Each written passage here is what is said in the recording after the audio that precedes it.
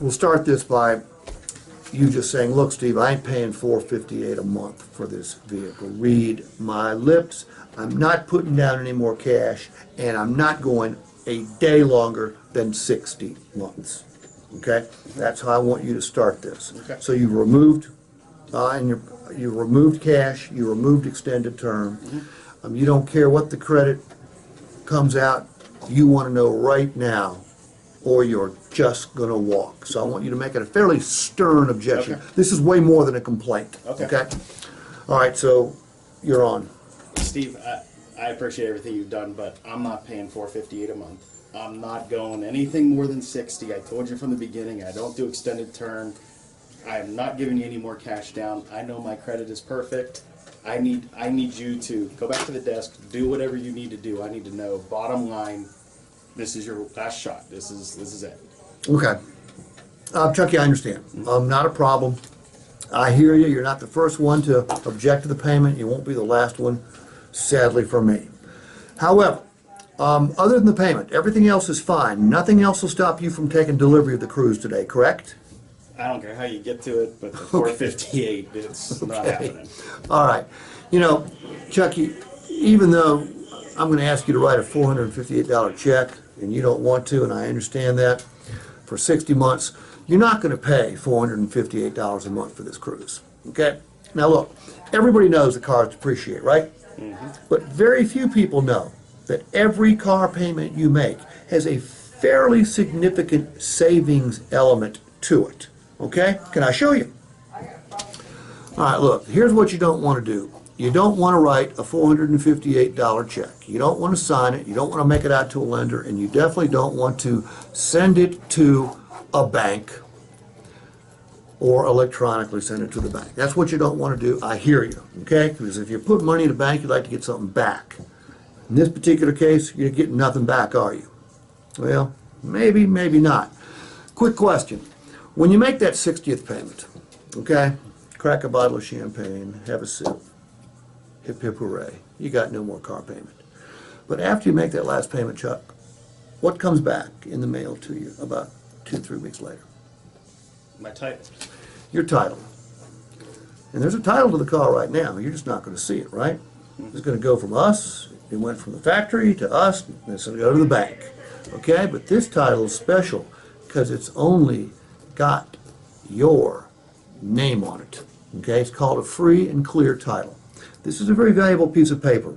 Now this Cruise is a $23,000, basically a $24,000 vehicle. What do you think it will be worth 5 years from today? Gosh, I sure hope it's worth 10, 11 grand. Let's use 10.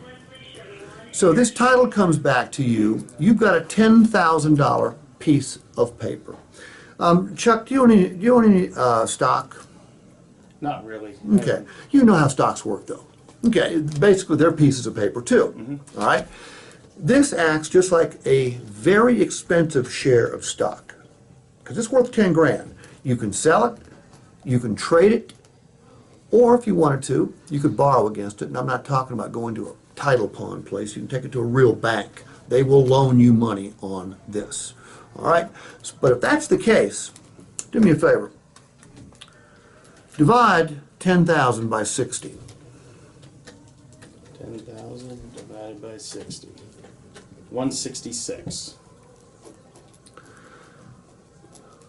That 166 is the amount of money that you save every time you write a check for $458.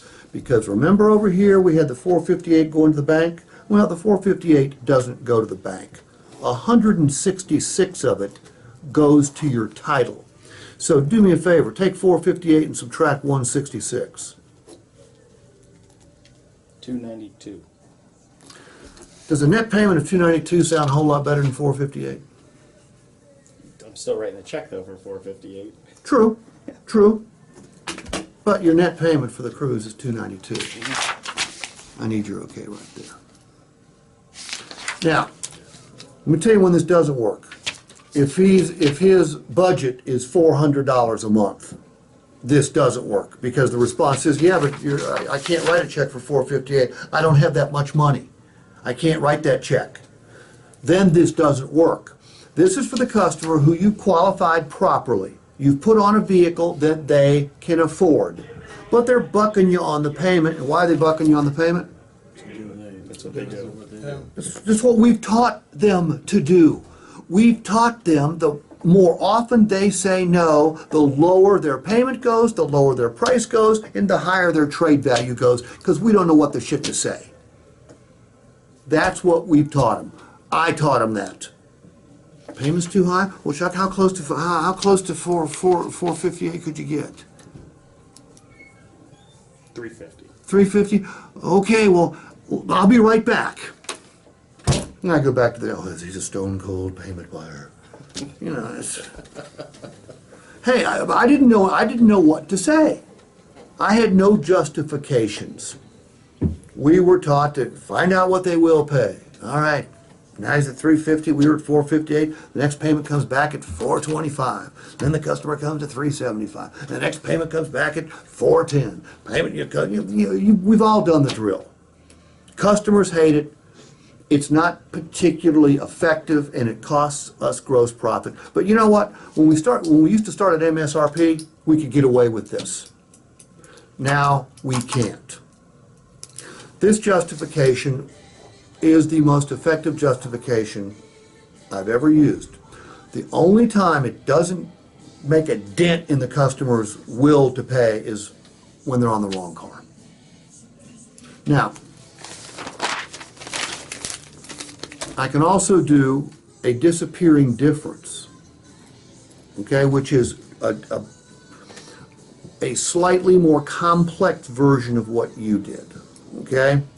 Chucky, when you say you don't want to pay $458, I'm going to guess it's got something to do with the fact that you were paying $350 for your Impala, correct? Yeah.